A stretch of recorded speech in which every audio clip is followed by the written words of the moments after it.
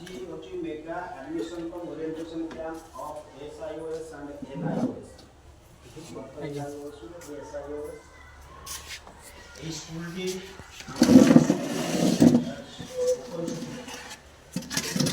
Schooling କରାଯିବ ଯେଉଁମାନେ drop out ମାନେ ବିଦ୍ୟାଳୟ ବାହାରେ ଯେଉଁ ପିଲାମାନେ ଅଛନ୍ତି ସେଥିରେ ଛାତ୍ରଛାତ୍ରୀମାନଙ୍କର ଭୂମିକା ବି ଅଛି କାରଣ ଏଇ ଛାତ୍ରଛାତ୍ରୀମାନେ ମଧ୍ୟ ଅନ୍ୟକୁ ଖବର ଦେଇପାରିବେ ଅନ୍ୟକୁ ଆୱାର କରିପାରିବେ ଯେ ଯେଉଁ ପିଲାଟି ତାଙ୍କ ଆଖପାଖରେ ବାହାରେ ରହୁଛି ସେଥିରୁ ମଧ୍ୟ ସେମାନେ ତାକୁ ମାନେ ଟିକେ ଉତ୍ସାହିତ କରିପାରିବେ ଯେ ବିଦ୍ୟାଳୟ ତୁମ ପାଇଁ ଅଛି ତୁମେ 5 ବର୍ଷ ଛାଡ଼ 2 ବର୍ଷ କି 3 ବର୍ଷ ଲେଖା ବିଦ୍ୟାଳୟ ଛାଡ଼ ପଛେ ତୁମେ ପୁଣି ତୁମ ପାଇଁ ସୁବିଧା ଅଛି ତୁମେ ଯାଇକି ସେଠି ପାଠ ପଢ଼ିପାରିବ।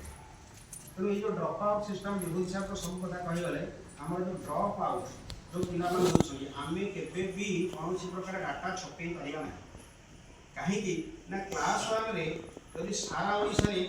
10 ଲକ୍ଷ ପିଲା ଆଡ଼ମିସନ୍ କରୁଛନ୍ତି କ୍ଲାସ୍ 1ରେ ଆମର ସବୁ UDIC ସବୁ ପଳେଇ ଯାଉଛି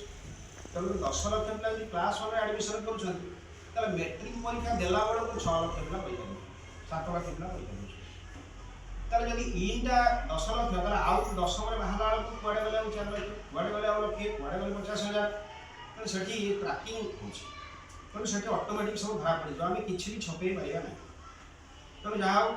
ଏ କାର୍ଯ୍ୟକ୍ରମ ଯେତେବେଳେ ଆମର ଏତେ ସଂଖ୍ୟକ ପିଲା କ୍ଲାସ୍ 1ରେ ଯେତେବେଳେ ଇନ୍ କରୁଛନ୍ତି ଯେତେବେଳେ 10ମ ଶ୍ରେଣୀ ପାସ୍ ଆଉଟ୍ ହେଲା ବେଳକୁ ପିଲାଙ୍କ ସଂଖ୍ୟା କମିଯାଉଛି ସେଇଠି ଭାରତ ସରକାର ହୁଅନ୍ତୁ ଓଡ଼ିଶା ସରକାର ହୁଅନ୍ତୁ ତାଙ୍କର ଗୋଟେ ପ୍ରଚେଷ୍ଟା ରହୁଛି ଯେ ଏତେ ପିଲା ସବୁ ଗଲେ କୁଆଡ଼େ ତେଣୁ ତାଙ୍କୁ ଖୋଜିକି ବାହାର କର ତେଣୁ NEP 2020 ଅନୁସାରେ ରହୁଛି ନା ଆମର କୌଣସି ପିଲା ବିଦ୍ୟାଳୟ ବାହାରେ ରହିବେ ନାହିଁ। ଆଗରୁ ଆମର ଆପଣ ଯେମିତି ସମସ୍ତେ ଜାଣିଛନ୍ତି ରାଇଟ୍ ଟୁ ଏଜୁକେସନ୍ ଥିଲା ଶିକ୍ଷା ଅଧିକାର ଅଧିନିୟମ ଥିଲା ସେଥିରେ ଆମେ 6ରୁ 14 ବର୍ଷ ପିଲାଙ୍କୁ ମାଗଣାରେ ପାଠ ପଢ଼ାଉଥିଲେ ମାଗଣାରେ ଆଡ଼ମିସନ୍ କରୁଥିଲେ ମାଗଣାରେ ସବୁ ପ୍ରକାର ସୁବିଧା ଦେଉଥିଲେ। ବର୍ତ୍ତମାନ 0ରୁ 18 ମାନେ ଆମେ ସେ ପିଲାକୁ +2 ପର୍ଯ୍ୟନ୍ତ ଆମର ଯେହେତୁ ସ୍କୁଲ 10+2 ଯେଉଁଟା ସିଷ୍ଟମ୍ ଆମର